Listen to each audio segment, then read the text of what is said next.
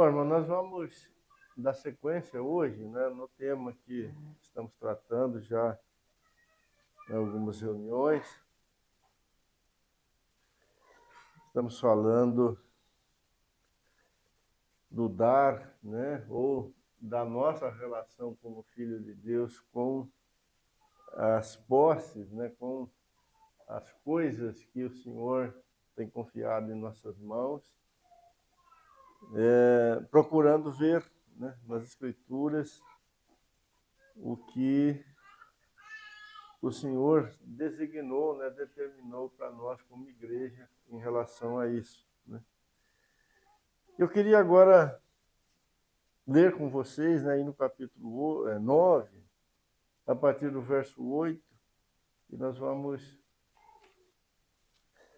avançar mais um pouquinho. Capítulo 9, aliás, vamos começar no 6. E isto afirmo, aquele que semeia pouco também ceifará pouco. E o que semeia com fartura, com abundância, também ceifará. Cada um contribua segundo tiver proposto no coração, não com tristeza ou por necessidade, porque Deus ama quem dá com alegria. Deus pode fazer-vos abundar em toda graça, a fim de que, tendo sempre em tudo ampla suficiência, superabundeis em toda boa obra. Obrigado.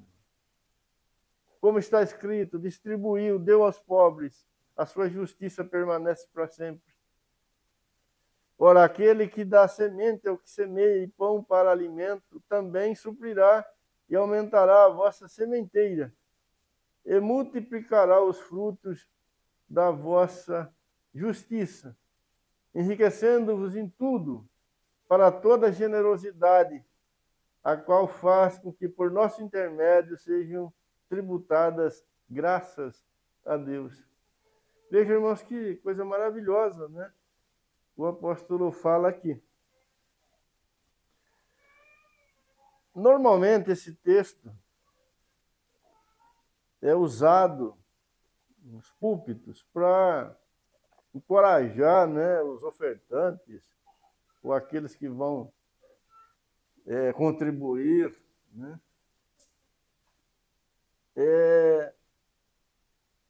encorajá-los, né, a dar com abundância, né? E quase sempre, né, esse encorajamento para dar está amarrado com uma espécie de retorno, né, ou de ganho posterior, né? Esse versículo, que semeia pouco, também ceifará pouco, né? Às vezes é usado até como ameaça, né? Se você der pouco, você está enrolado, né? Você vai colher pouco também, né? Mas se você semear com fartura, né, você vai receber bastante, né? Puxa, eu acho que entre as duas opções é melhor semear com fartura, porque a colheita depois vai ser grande, né? Mas quando nós, irmãos, olhamos com cuidado, né, para o texto, seu contexto, que é o capítulo 8 e o capítulo 9, né, Paulo não está falando para os irmãos de Corinto que se eles dessem uma boa oferta para os irmãos de Jerusalém, num futuro próximo, talvez imediato, né, eles iriam receber uma oferta ainda maior, né, que valeria a pena fazer um bom investimento lá em Jerusalém, né? Não era disso que Paulo estava falando.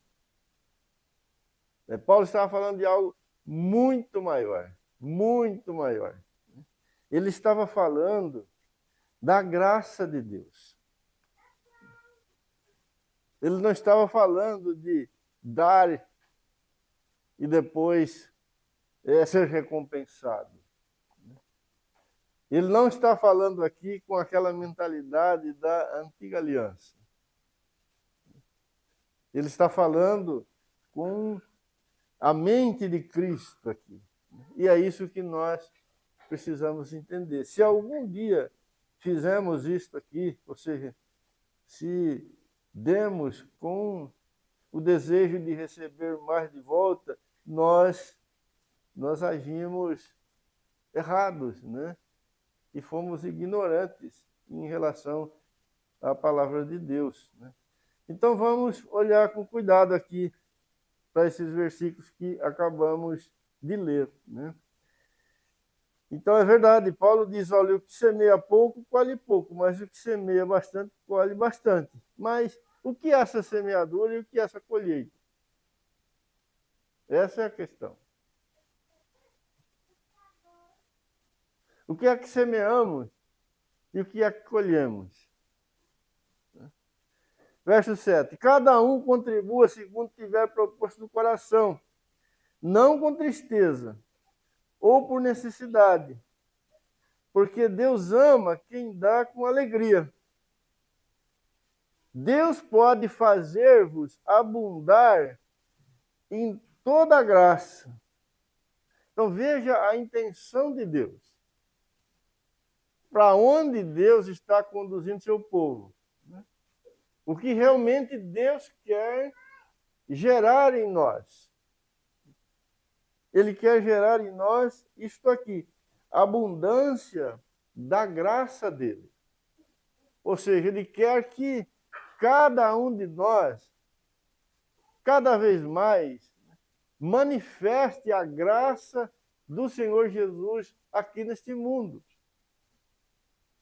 Esse é o desafio aqui, esta é a obra que Deus está fazendo aqui. Por isso que ser tímido em semear ou em responder com graça ou em andar nas pegadas do Senhor Jesus, né, não é a melhor opção, né? O que o Senhor quer é que haja em nós um coração pronto, né, para seguir, né, as pegadas do Filho de Deus. Ou seja, que a graça de Deus encontre em nós um caminho aberto, né?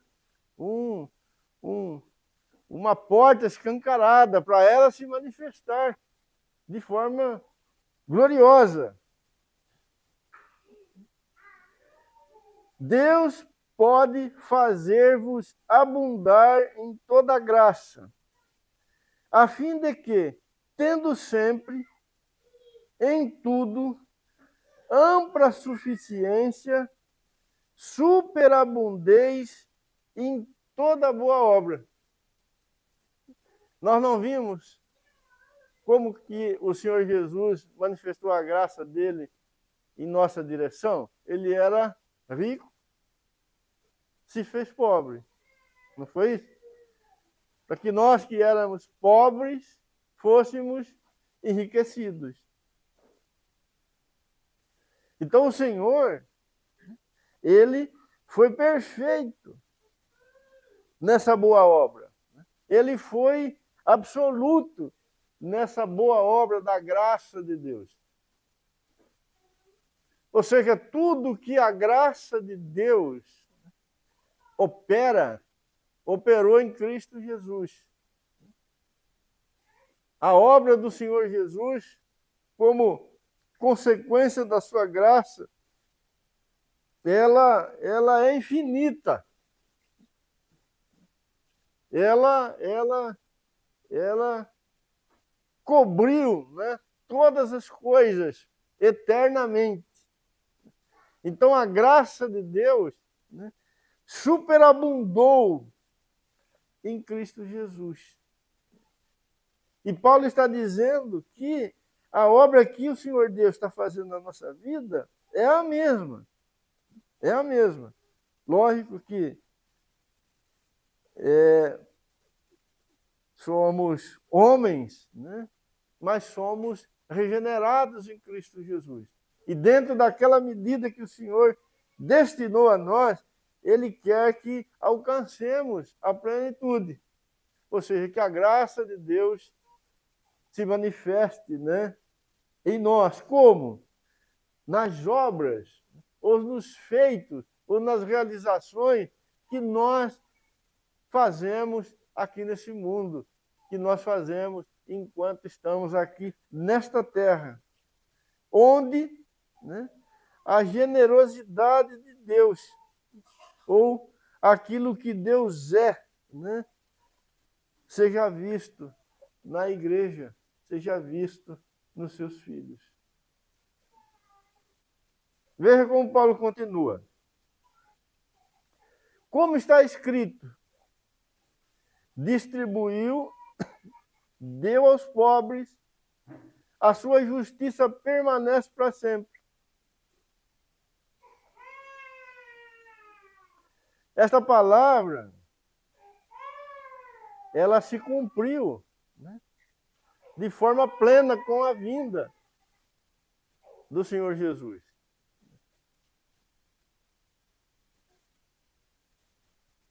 Distribuiu, deu aos pobres, a sua justiça permanece para sempre. Nós somos os pobres. Éramos os pobres. Não tínhamos nenhuma justiça. Não havia nada em nós igual àquilo que há em Deus. Éramos completamente diferentes, né, de Deus, de nossa natureza, de nosso ser. Mas aquele que era rico, aquele que é santo, ou seja, aquele que tem justiça, ele fez algo maravilhoso. Ele nos enriqueceu. Na sua graça, ele cobriu a nossa vida. Ele se deu a nós. Ele fez de nós participantes da sua justiça. Com isto, o versículo que Paulo está citando aqui diz algo maravilhoso. Que a justiça dele vai permanecer para sempre. Enquanto o Senhor esteve aqui neste mundo, andando com seus apóstolos, tendo contato com os homens, muitos tiveram o privilégio de ver a sua justiça, de ver o justo de Deus. Por exemplo, ele foi levado, né, diante de tribunais, vários, né, antes da sua morte, e nenhum pecado foi achado nele. Nenhuma culpa foi encontrada nele. Pilatos teve que dizer que não havia pecado nele, né? Porque não havia pecado nele. Ele é o justo de Deus, o varão medida de Deus. Aquele aonde Deus é mostrado. Ele é a expressão exata de Deus, ele é a imagem de Deus. O Deus eterno. Conhecemos Deus em Cristo Jesus. Mas o Senhor retornou para o céu. Ele está entronizado à destra do Todo-Poderoso. Mas o seu corpo, a sua igreja, os seus filhos, eles estão aqui neste mundo.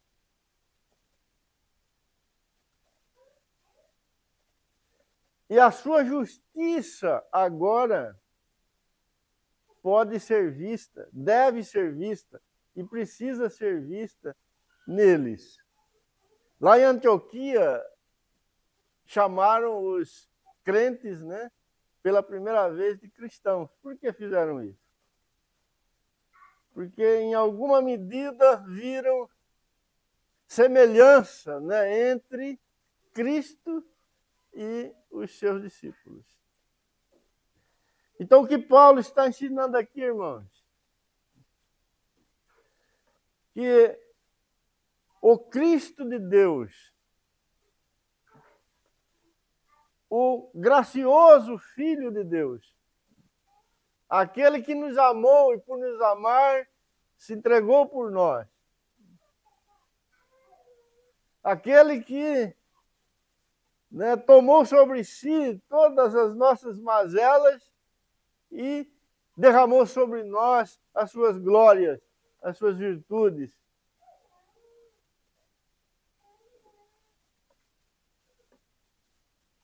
Este Jesus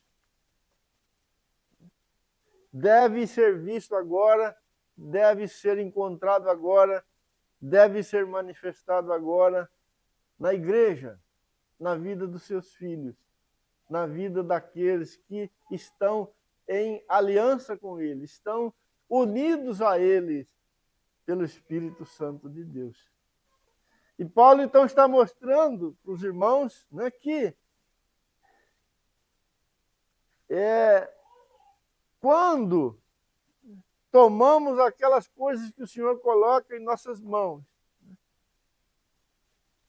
e com esse coração correto aqui,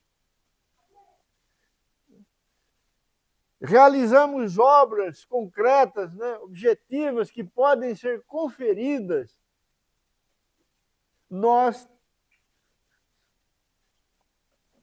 temos o privilégio de manifestar na terra, no tempo presente, diante dos homens, diante, né, dos santos, a graça de Deus que está na nossa vida. Então, diferente do que acontecia na antiga aliança,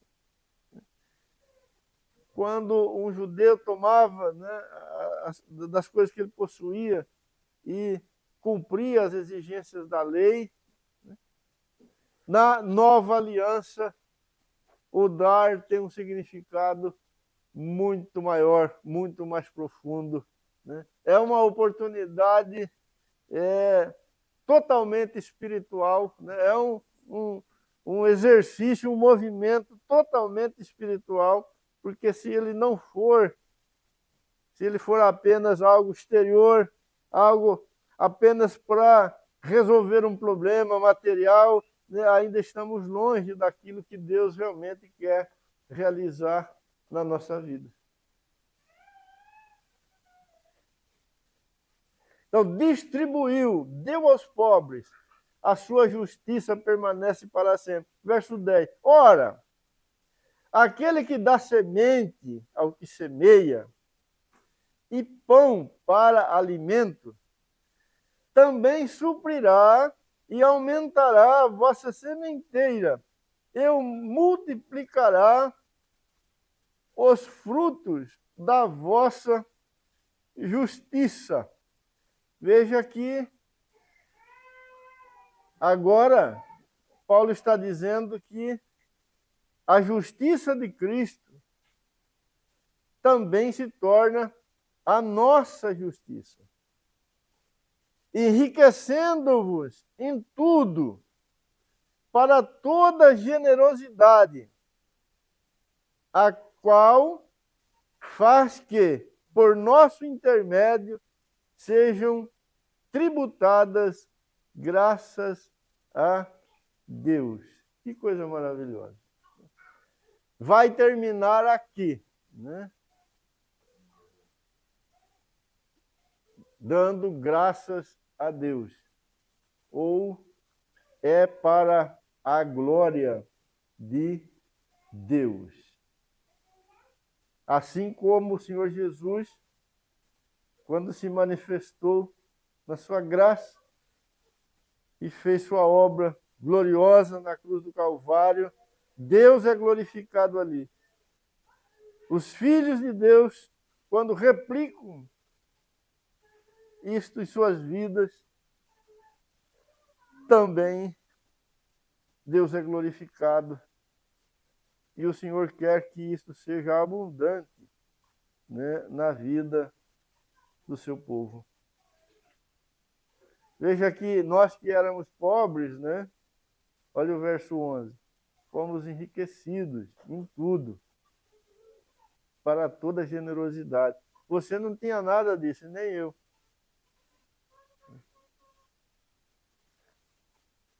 Você estava desprovido desse coração aqui. E eu também. Mas nós fomos colocados em Cristo. Agora, o coração do Filho de Deus está sendo formado e está se manifestando, né, através de nós. Por isso, Paulo disse no verso 7, né, que Deus ama quem dá com alegria.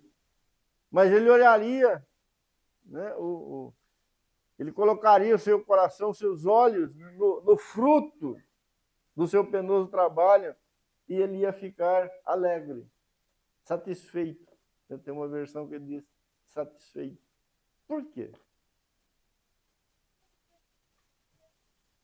Porque a graça de Deus, ela produz esse fruto. Esse fruto. Aquele que flui na graça de Deus a princípio, ele dá. Ele tem que se entregar. Ele tem que buscar o interesse do outro. Mas o resultado disto, né, é maravilhoso.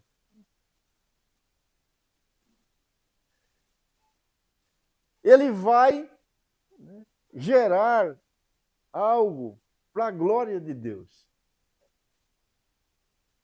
E é nisso que está a alegria. Vocês se lembram, lá no capítulo 12 do Evangelho de João, né, o Senhor Jesus falou assim que ele era o grão de trigo que caiu na terra. Se ele não morresse, o que ia acontecer? Ele ia ficar só. Mas se ele morresse, ou seja, se ele correspondesse com a graça de Deus, ele, o grão de trigo, daria muitos frutos. Aqui está a alegria.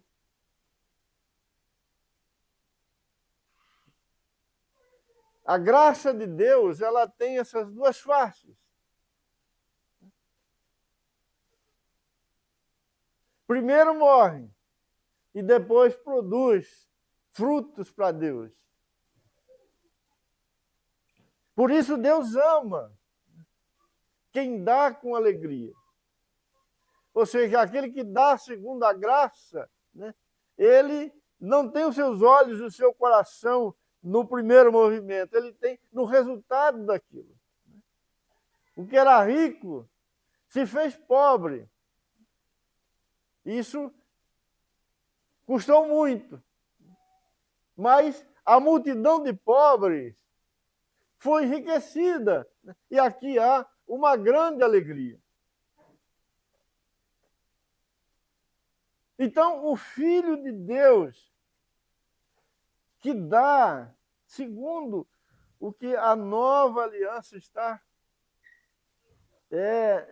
chamando, né? Está propondo para ele, né? Ver esta realidade. Ver esta realidade. E a sua alegria não está no fato dele dar 10 e amanhã, né, achar que alguém vai devolver para ele 30, 40, 50. Não, a alegria dele não é esta. A alegria que Paulo está falando aqui é a alegria de participar da obra, da graça de Deus. É a mesma alegria que o Senhor Jesus teve, descrita por Isaías lá no capítulo 53 do seu livro. É por isso que os irmãos aqui da Macedônia, né, eles foram rápidos, né, e fiéis nessa obra, porque eles conheciam esse caminho, eles tinham essa experiência. Quando o Senhor Jesus fala que é melhor dar do que receber, o Senhor Jesus está falando disso. Disso. Qual é a grande alegria do Senhor Jesus? Ver o fruto do seu penoso trabalho. Deus ama quem dá com alegria, porque Deus deu com alegria. Cristo se entregou no Calvário com alegria, porque a graça sempre termina numa grande colheita. Assim é a natureza de Deus, o coração de Deus, porque o serviço dessa assistência não só supre a necessidade dos santos. Isso aqui é um detalhe. O objetivo maior não é esse. Esse aqui é só o cenário que Deus monta para os seus filhos agirem dentro dele. Esse primeiro movimento aqui é só um quadro que Deus prepara para que a igreja atue nele. O que Deus está buscando é algo muito maior. Isso aqui tem a sua importância, lógico, né? Não só supre a necessidade dos santos, mas também redunda em muitas graças a Deus.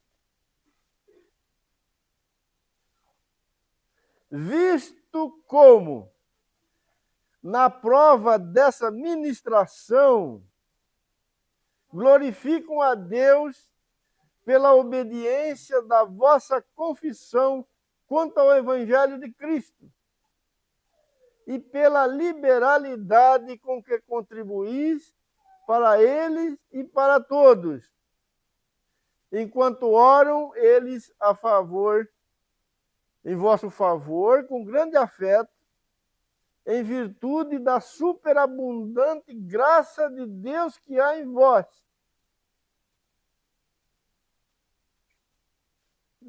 Então os irmãos iriam orar a Deus, Paulo está dizendo. Os irmãos de Jerusalém iriam orar a Deus, dar graças a Deus pelos irmãos lá de Corinto.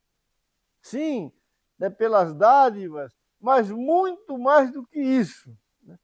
Eles iam orar a Deus e dar graças a Deus, né? Porque iriam ver na vida daqueles amados, né, a superabundante graça de Deus que havia neles. Ou seja, eles iriam ficar muito mais impressionados com a graça de Deus vista na vida daqueles irmãos do que com a dádiva que eles iriam receber. Essa é a questão. É por causa disso que eles iriam glorificar a Deus. Então, se aquilo que nós fazemos não mostra de fato quem Deus é, não mostra de fato quem Cristo é, como é a graça de Cristo, nós estamos ainda fazendo ação social. Mas a igreja, movida pelo Espírito Santo, governada, né, pela palavra e pela verdade de Deus, ela precisa chegar aqui. Aquele que é alcançado vai dar graças a Deus pela ajuda, né, pelo socorro, mas vai dar muito mais graças a Deus porque vão ver, vão tocar, né, na graça de Deus presente na vida daqueles irmãos que estão sendo instrumentos do Senhor naquele momento.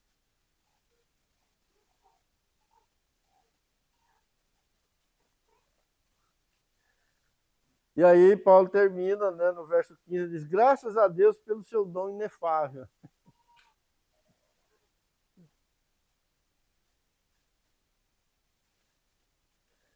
Quando olhamos, né, para a cruz,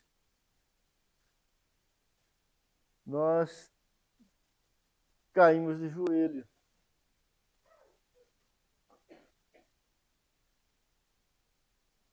Porque vemos a graça do nosso Deus eterno. Então, irmãos, nós podemos ter como assembleia, né, uma dispensa cheia de coisas para dar para as pessoas. Nós podemos ter recursos em nossas mãos, nós podemos ter, né, uma série de ajuda, né, para socorrer pessoas, mas podemos estar ainda bem longe daquilo que é demandado de nós, exigido de nós como filhos de Deus. Como filhos de Deus.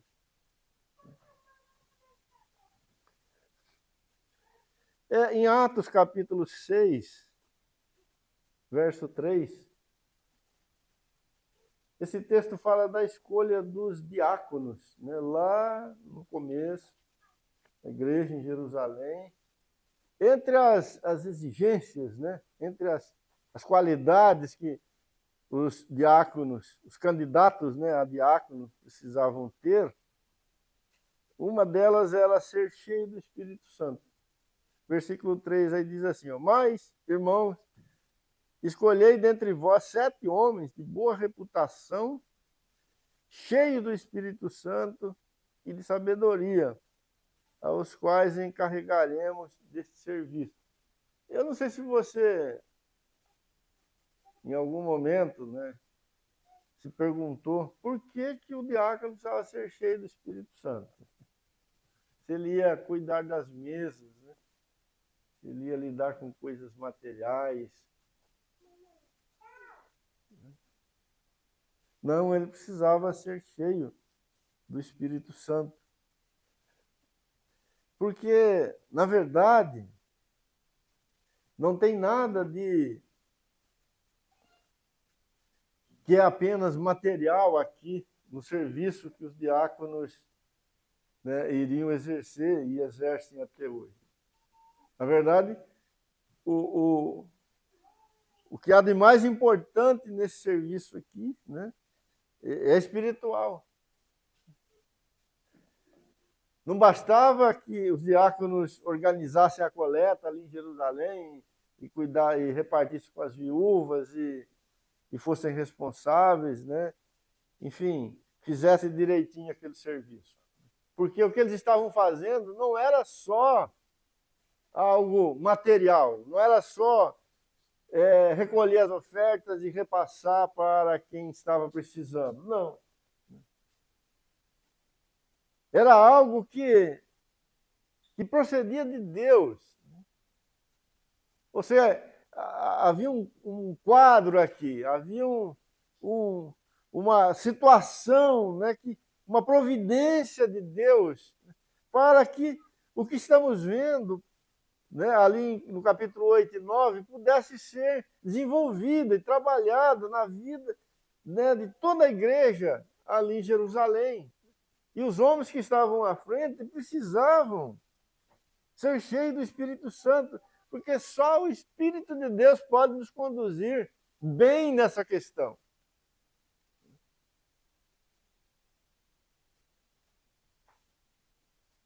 Vocês se lembram que Ananias e Safira morreram por causa disso. Morreram. E o apóstolo Pedro disse, né, a Ananias e disse a Safira que eles mentiram para o Espírito Santo de Deus quando venderam a propriedade que eles tinham, deram metade como oferta e os dois ficaram com a outra metade.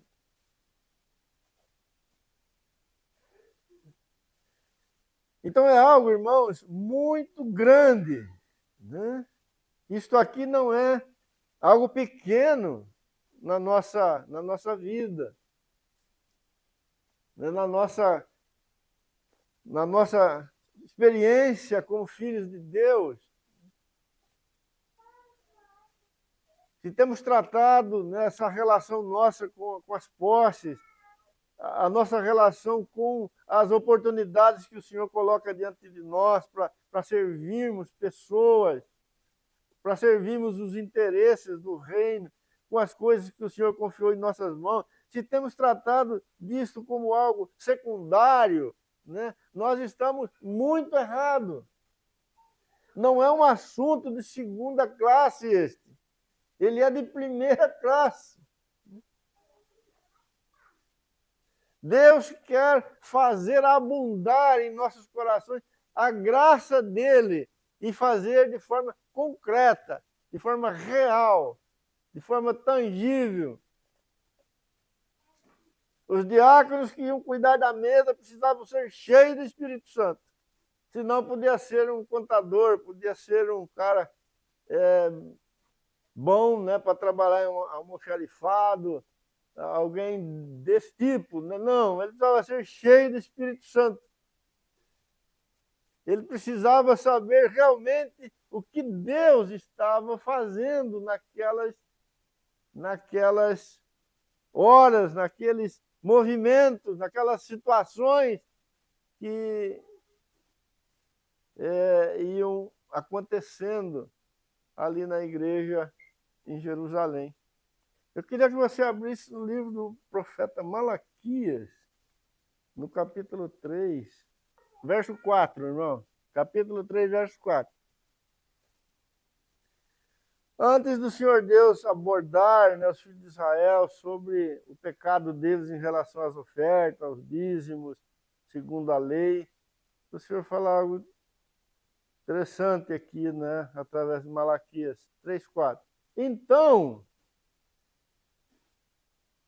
a oferta de Judá e de Jerusalém será agradável ao Senhor, como nos dias antigos e como nos primeiros anos.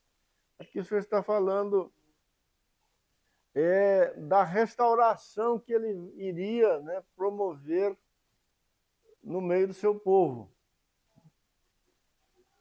E dentro dessa restauração, Deus promete consertar o coração do seu povo nessa questão, né, de dar e receber. Israel estava totalmente desviado aqui, né? O que eles ofertavam, o que eles dizimavam, a maneira como eles se relacionavam com as posses, estava de ponta cabeça, mas o Senhor Deus disse que iria consertar isso. Ia fazer com que a oferta de Judá e de Jerusalém se tornasse agradável, né? Como havia sido um dia. Então veja que é um assunto, né, muito importante, que pode agradar o coração de Deus. Pense nisso. Nós estamos falando de algo que agrada o coração de Deus ou entristece o coração de Deus.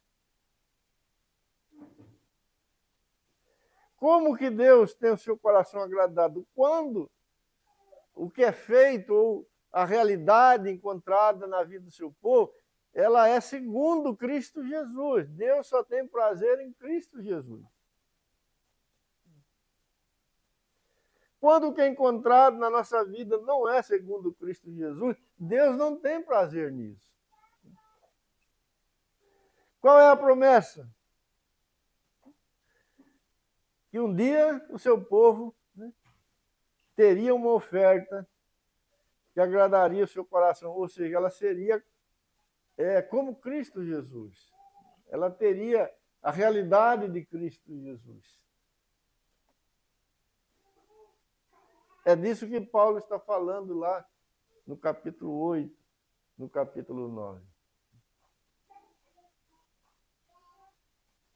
A justiça do Filho de Deus ser encontrada em nós, ser a nossa justiça e permanecer para sempre. A graça de Cristo Jesus ser abundante em nós, ser multiplicada em nós, ao ponto de termos a nossa alegria nessa multiplicação, como Deus tem nessa multiplicação. Vamos voltar lá para 2 Coríntios. Então podemos resumir, né, dizendo assim, que os judeus tinham um dar que procedia da lei, que era segundo a lei. A igreja tem um dar que é segundo Cristo, que procede de Cristo. Ou Cristo é visto nesse dar da igreja. Eu quero agora olhar para vários versículos que estão nesses 2 capítulos de 2 aos Coríntios, né, e destacar algumas coisas importantes, né, que nós temos aí nesses versículos. Ou seja, as realidades, né, que devem estar no nosso coração quando damos, porque são essas as realidades, né, presentes no coração do Filho de Deus quando ele se deu por nós. Então, capítulo 8, verso 9. Pois conheceis a graça de nosso Senhor Jesus Cristo, que sendo rico, se fez pobre por amor de vós, para que pela sua pobreza vos tornasseis ricos. Então, o coração da igreja, quando ela dá, né, ele precisa estar tocado por essa realidade aqui do versículo 9. Né? Um coração que foi enriquecido por Cristo Jesus. Ou seja, foi depositado nele, né, as riquezas do Filho de Deus. Ou aquilo que o próprio Cristo é. Você não era, eu não era. Você não tinha, eu não tinha. Mas aquele que tem veio até nós e repartiu conosco. Nós fomos enriquecidos, ou feitos participantes desse coração santo e bendito do Filho de Deus, que é capaz de dar. No versículo 2 do capítulo 8,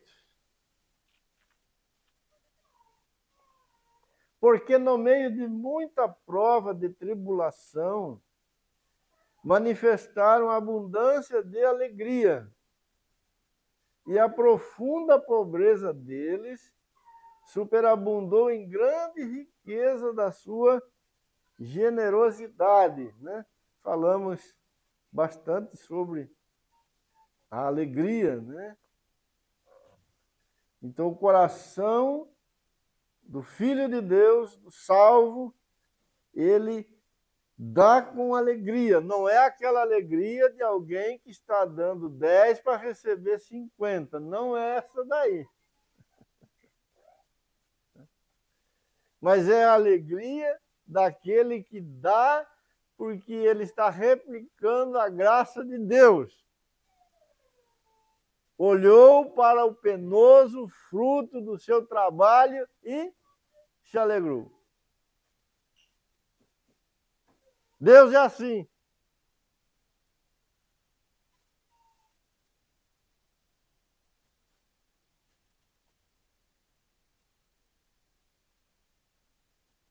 Você já sentiu isso? Você ficou nervoso quando teve que dar? Já pensou se o Senhor Jesus tivesse feito cara feia lá na cruz? Mas não fez. Não fez.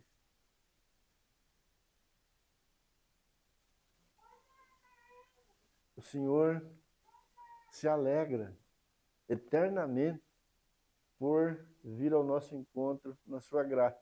O Senhor teve alegria em nos perdoar, nos salvar e nos enriquecer. Ele nunca mudou e nunca vai mudar. O que Paulo está dizendo aqui é que os irmãos lá da Macedônia, eles não iam ficar alegres depois. Eles já estavam desfrutando da alegria de poder participar daquele momento. Naquele momento. Capítulo 9, verso 5. Portanto, julguei conveniente recomendar aos irmãos que me precedessem entre vós e preparassem de antemão a vossa dádiva, já anunciada, para que esteja pronta como expressão de generosidade e não de avareza. Então, a generosidade também deve estar no nosso coração, porque a graça de Deus, ela é generosa. O Senhor Deus foi generoso na sua graça.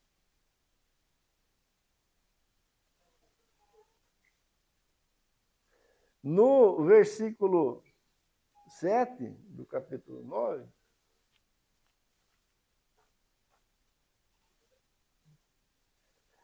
cada um contribua segundo tiver proposto no coração, não com tristeza ou por necessidade, porque Deus ama quem dá com alegria. Esse versículo eu já tinha lido, né? Então, alegria, generosidade. No versículo 3 do capítulo 8.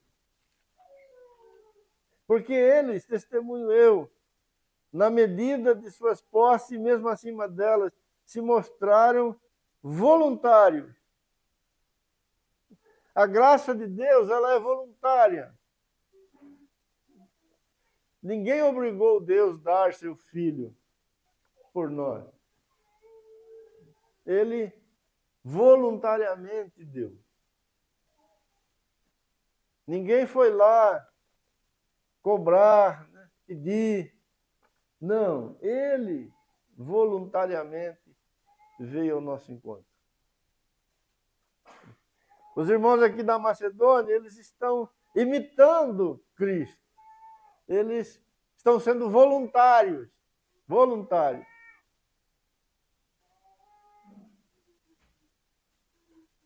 Então, esse dar nunca pode ser por coação, nunca pode ser por necessidade, nunca pode ser por cobiça, né? Veja que Paulo exorta aqui, né? Dizendo que tem que ser um testemunho, né? Uma prova de generosidade, não de avareza. Então é por generosidade, não é por obrigação, não é por coação, não é por cobiça, porque a graça de Deus não é assim, né? Ela é generosa, ela é voluntária.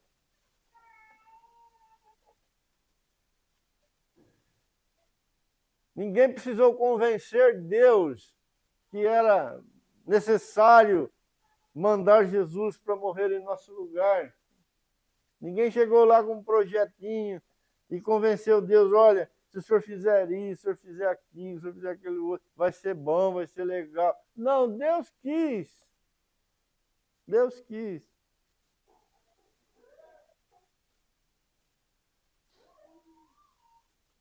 No verso 4, pedindo-nos com muitos rogos a graça de participarem da assistência dos santos. Os irmãos fizeram isso com empenho. Eles insistiram. Parece que o negócio está de ponta cabeça hoje, né? Tem que chegar para os santos, chegar para os irmãos e, sabe, tem que fazer até cócega embaixo do braço deles. Você não me dá uma oferta, né? Mas lá foi diferente. Os irmãos aqui insistiram com Paulo, nós queremos participar. Não, mas vocês são pobres, vocês não têm. Não, mas nós queremos participar, Paulo. E o texto fala que eles pediram, né, com muitos rogos. Talvez não foi uma vez só, né? Talvez algumas vezes, em algumas ocasiões diferentes, eles insistiram que queriam participar.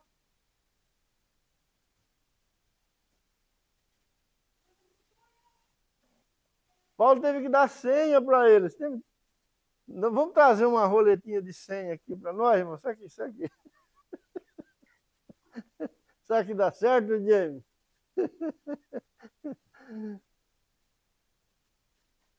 Muito tumulto, né? Muita gente querendo ofertar. Foi assim lá com os irmãos da Macedônia. Porque o coração deles era o coração de Deus, era o coração de Cristo. Eles eram voluntários, né? Eles não queriam de maneira nenhuma ficar de fora. O autor de Hebreus diz que o filho disse para o pai, né? Eis-me aqui, envia-me a mim. Eis aqui, ó Deus, para fazer a sua vontade. Eis-me aqui, ó Deus, para fazer a sua vontade. E por isso ele foi enviado. A graça é assim.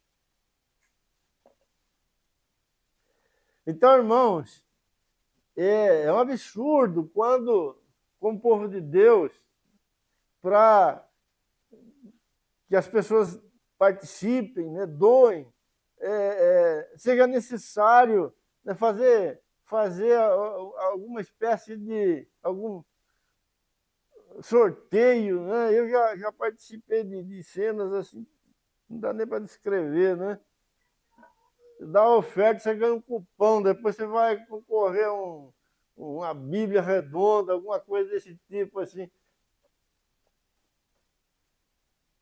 Porque senão não dá. Isso é muito diferente do que está aqui nas Escrituras, encontrado no coração desses irmãos da Macedônia, que eram paupérrimos em relação a posses, mas que tinham o coração de Cristo neles.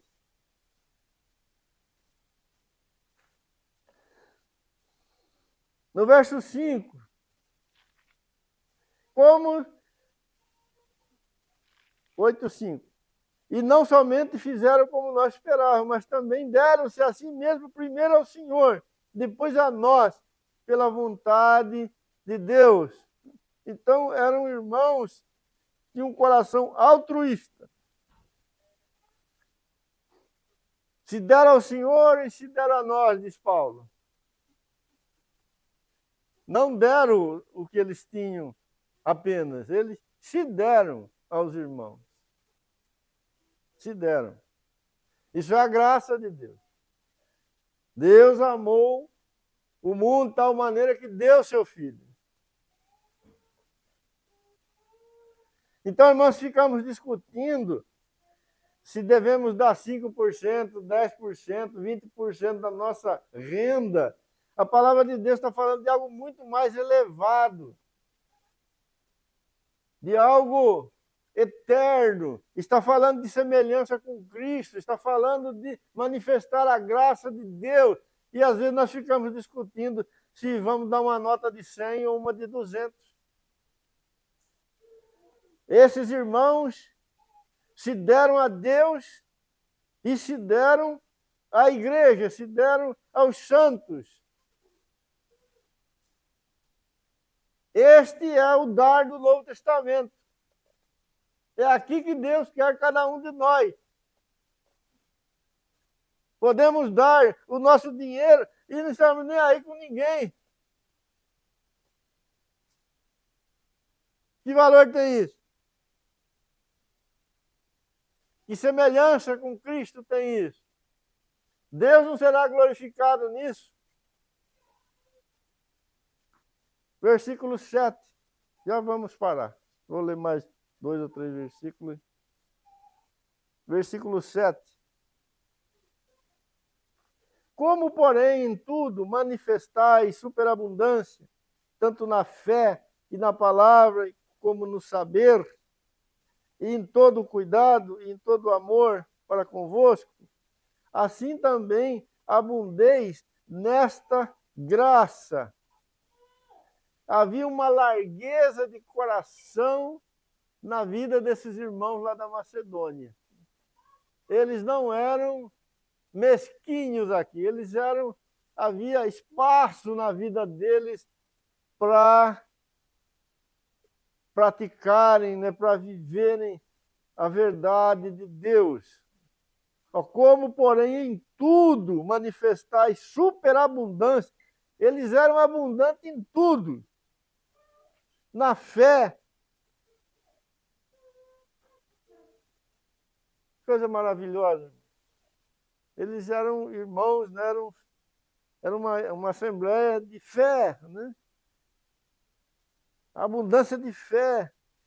Eles eram abundantes na palavra de Deus, né? No saber, no conhecimento, no cuidado de um para com os outros, no amor. Paulo fala, agora vocês devem abundar também nesta graça. Eu conversava essa semana com o Fernando e eu disse para ele que às vezes tratamos deste assunto como algo com valor menor. E erramos, né, quando fazemos isso. Esse é um fundamento do Evangelho. Paulo coloca aqui na mesma lista a fé, o amor, a palavra, o cuidado. E diz, os irmãos são abundantes nisso. Mas também agora vocês devem abundar, superabundar também nessa questão do dar. Precisamos ter o coração de Deus aqui também, porque é algo extremamente importante. Não se trata de fazer ação social, se trata de ser uma testemunha viva da graça de Deus aqui neste mundo.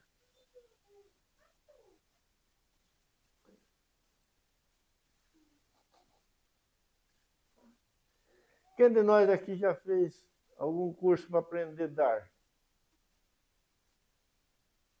Nós já fizemos curso de casamento, né, vó? Para ensinar os filhos, né? Fizemos curso de tudo quanto é coisa. Mas eu nunca fiz curso para aprender a dar. Alguém aqui já fez? Porque não achamos isso importante. Evitamos, fugimos. Mas aqui está o centro do Evangelho.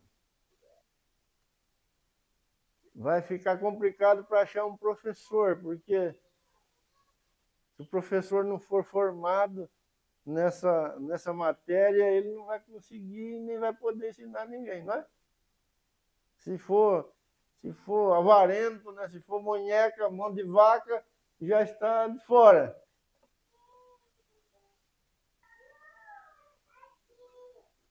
Mais um verso.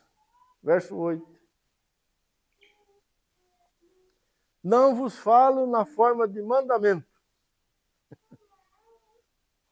Maravilhoso isso. Ó, não estou obrigando vocês. Mas para provar pela diligência de outros a sinceridade do vosso amor.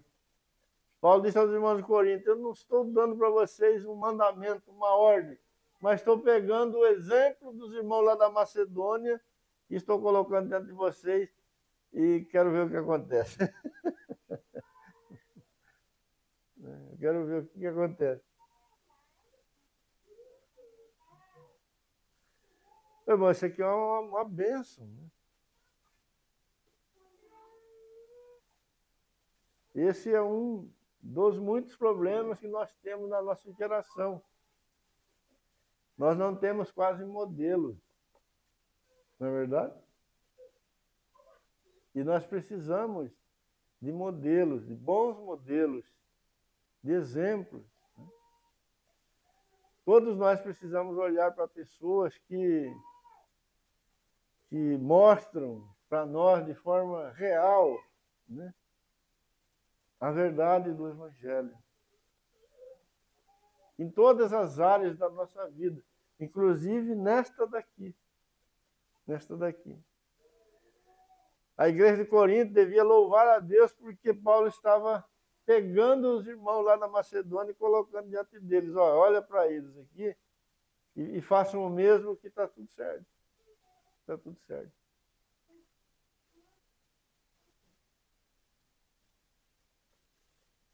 O amor dos irmãos da Macedônia era sincero. E Paulo queria ver se os irmãos lá de Corinto também tinham um amor sincero. 1 João 3,17, vamos ler esse versículo junto com o que já lemos e vamos parar aqui. Ora, aquele que possuir recursos deste mundo e vir a seu irmão padecer necessidade e fechar-lhe o seu coração, como pode permanecer nele o amor de Deus? Então essa era a questão que Paulo estava conferindo ali, né? Os irmãos da Macedônia viram os irmãos de Jerusalém passando necessidade e eles foram prontos. Agora era a vez dos irmãos de Corinto. E o que João disse no capítulo 3, Paulo está aplicando aqui na igreja de Corinto. Eu quero ver a sinceridade do vosso amor. João disse: quem não faz o que precisa fazer, é duvidoso o seu amor que ele disse ter no coração, é o amor de Deus, porque o amor de Deus não é assim. Amém, irmãos? Nas próximas reuniões a gente avança um pouco mais, né? Vamos parar aqui hoje.